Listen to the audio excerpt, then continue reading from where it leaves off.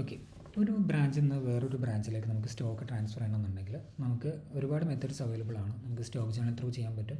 അതല്ലാന്നുണ്ടെങ്കിൽ നമുക്കൊരു സെയിലായിട്ട് കാണിക്കാൻ പറ്റും. എന്നിട്ട് സെക്കൻഡ് ബ്രാഞ്ചിൽ പർച്ചേസ് ആയിട്ട് കാണിക്കാൻ പറ്റും. ഇതൊന്നും അല്ലാതെ നമുക്ക് ബേസിക്കലി ഇതിനായിട്ട് തന്നെ ഒരു സെപ്പറേറ്റ് ആയിട്ടൊരു ഫീച്ചർ വരുന്നുണ്ട്, സ്റ്റോക്ക് ട്രാൻസ്ഫർ മൊഡ്യൂൾ എന്ന് പറഞ്ഞിട്ട്.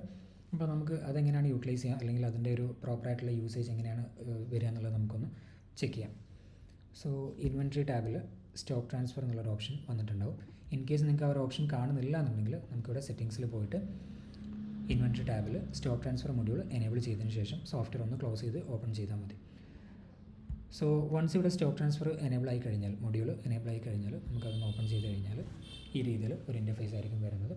ഇതിൽ നമുക്ക് ടോപ്പിലായിട്ട് മൾട്ടിപ്പിൾ ആയിട്ടുള്ള മെനൂസ് കാണാൻ പറ്റും, അല്ലെങ്കിൽ മൾട്ടിപ്പിൾ ആയിട്ട് സെഗ്മെൻറ്റ്സ് കാണാൻ പറ്റും. ഓരോരോ സ്റ്റേറ്റസുകളിലായിട്ട് ഏതൊക്കെ സ്റ്റോക്ക് ട്രാൻസ്ഫർ ഓർഡേഴ്സ് നിലവിൽ ഉണ്ട് എന്നുള്ളത് നമുക്ക് ഈ ഒരു രീതിയിൽ ക്വിക്കായിട്ട് നമുക്ക് ഫിൽറ്റർ ചെയ്യാൻ വേണ്ടിയിട്ടുള്ള ഓപ്ഷൻസാണ്. ഇനി നമുക്ക് ഡേറ്റ് വൈസോ അല്ലെങ്കിൽ സെർച്ചിങ്ങോ കാര്യങ്ങളൊക്കെ വേണമെന്നുണ്ടെങ്കിൽ നമുക്ക് ഇവിടുന്ന് ഫിൽറ്റർ ചെയ്തെടുക്കാം. അതുപോലെ റീഫ്രഷ് ചെയ്യാനുള്ള ഓപ്ഷൻസ്, പിന്നെ ഫൈനലി നമ്മൾ റീഫ്രഷ് ചെയ്ത് അല്ലെങ്കിൽ ഫിൽറ്റർ ചെയ്തെടുത്തിട്ടുള്ള ഡോക്യുമെൻറ്റ്സ് അല്ലെങ്കിൽ ഡാറ്റാസ് നമുക്ക് എക്സലിലേക്കോ പി ഡി എഫിലേക്കൊക്കെ എക്സ്പോർട്ട് ചെയ്യാനുള്ള ഓപ്ഷൻസും അവൈലബിൾ ആണ്. ഓക്കെ. ഇനി നമുക്കൊരു പുതിയ സ്റ്റോക്ക് ട്രാൻസ്ഫർ ഇഷ്യൂ ചെയ്യണമെന്നുണ്ടെങ്കിൽ നമുക്ക് ഇവിടുന്ന് ഡയറക്റ്റ് ആഡ് ന്യൂ എന്നുള്ള ബട്ടണിൽ ക്ലിക്ക് ചെയ്യാം. അപ്പോൾ ബൈ ഡിഫോൾട്ട് നമ്മളിവിടെ സെലക്ട് ചെയ്തിട്ടുള്ള സോഴ്സ് ബ്രാഞ്ച് ഓൾറെഡി അവൈലബിൾ ആയിരിക്കും. ഇനി നമുക്ക് ഡെസ്റ്റിനേഷൻ ബ്രാഞ്ച് ചൂസ് ചെയ്യാം. ഞാനിപ്പോൾ ഇവിടെ ബ്രാഞ്ച് 2ലേക്കാണ് ട്രാൻസ്ഫർ ചെയ്യുന്നത്. ദെൻ നമുക്ക് SKU വെച്ചിട്ട് സ്കാൻ ചെയ്ത് കൊടുക്കാം. അതല്ലെങ്കിൽ നമുക്ക് ഐറ്റം മാനുവലി സെർച്ച് ചെയ്യാനുള്ള ഓപ്ഷനും ഉണ്ട്.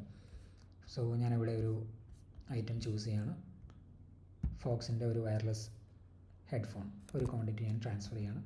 ട്രാൻസ്ഫർ ചെയ്യാൻ വേണ്ടിയിട്ട് ക്വാണ്ടിറ്റി കൊടുത്ത് എൻ്റർ ക്ലിക്ക് ചെയ്യുന്നതോട് കൂടിയിട്ട് നമുക്കതിൻ്റെ ബാച്ച് വൈസ് എൻട്രി പോപ്പ് ചെയ്ത് വരും.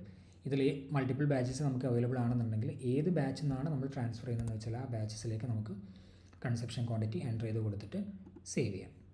സേവ് ചെയ്യുന്നതോട് കൂടിയിട്ട് ആ പ്രൊഡക്റ്റ് എൻ്റർ ആയിട്ടുണ്ട്. ദെൻ നമുക്കൊരു ബാറ്ററി കൂടെ JCIൻ്റെ ബാറ്ററി ടാഗ് കൂടെ ഒന്ന് ട്രാൻസ്ഫർ ചെയ്യാം. ഒരു ക്വാണ്ടിറ്റി എൻ്റർ ചെയ്യുന്നതോട് കൂടിയിട്ട് വീണ്ടും നമുക്ക് ബാച്ച് ഓപ്ഷൻ വന്നു.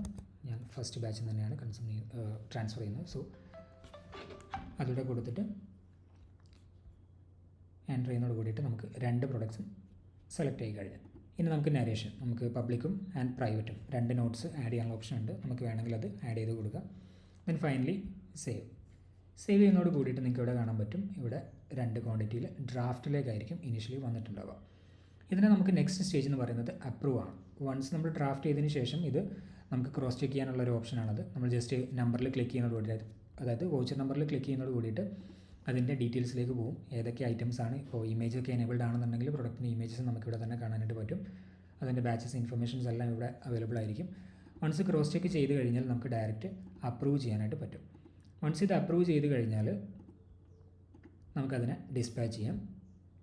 ഇതൊരു സ്റ്റെപ്പ് ബൈ സ്റ്റെപ്പ് പ്രോസസ്സാണ്. നമ്മളിപ്പോൾ സ്റ്റോക്ക് ട്രാൻസ്ഫർ ചെയ്യാന്ന് പറയുമ്പോൾ സ്വാഭാവികമായിട്ടും നമ്മൾ ഏതൊക്കെ സ്റ്റോക്കിൻ്റെ കാര്യങ്ങൾ ഏതൊക്കെയാണെന്ന് വെച്ചാൽ അതിനനുസരിച്ച് നമ്മൾ ആദ്യം ഒരു ഓർഡർ ഡ്രാഫ്റ്റ് ചെയ്യും.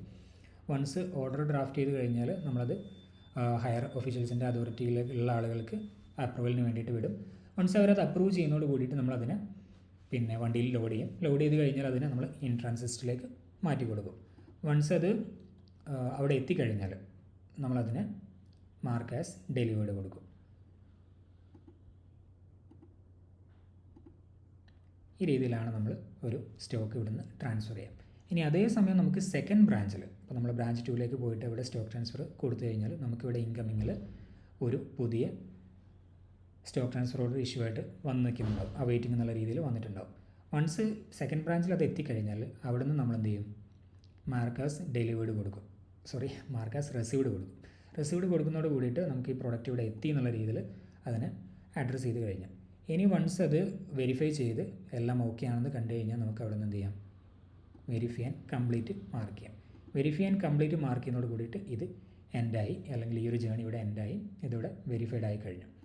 വെരിഫൈഡ് ആകുന്നതോട് കൂടിയിട്ട് ഇത് നമ്മുടെ സ്റ്റോക്കിലേക്ക് വന്നിട്ടുണ്ടാവും. ഫോർ എക്സാമ്പിൾ ഞാൻ ഇതിൻ്റെ സ്റ്റോക്ക് ചെക്ക് ചെയ്യുകയാണെന്നുണ്ടെങ്കിൽ ഇപ്പോൾ Z110 എന്നുള്ള ഈ ഒരു ഐറ്റം ഞാൻ ഇൻവെൻട്രി ടാബിൽ വന്നിട്ട്